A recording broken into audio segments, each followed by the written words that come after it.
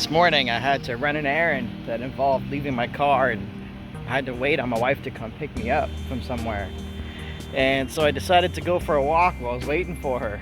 And I realized I just had to walk a mile in the heat that's out going on right now, and I was like, man, I'm kind of let go of my physical health here. If I'm like 7 o'clock in the morning not feeling it after walking a mile and a half, man, I realized I'm starting to let myself go a bit.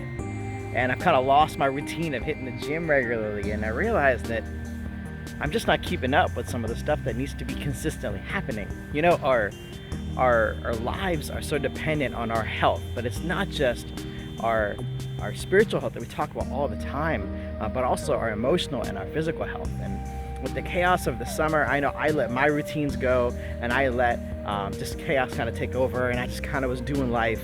And not taking care of what I would consider sometimes little things, but are really big, important things.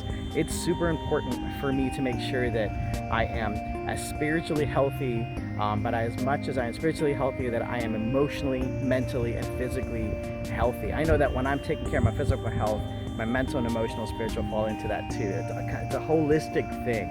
It's a reminder for me to make sure that as I do that for myself, I also do that for my family.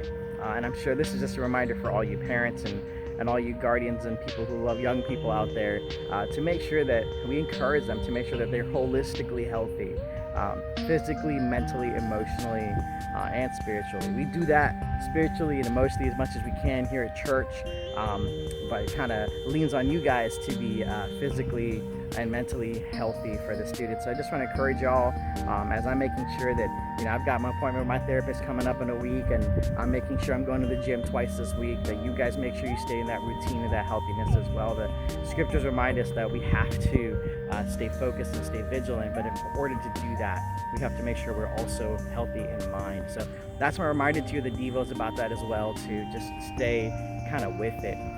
So I also want to just encourage y'all, as our school season has gone full swing, to stick with your schedules.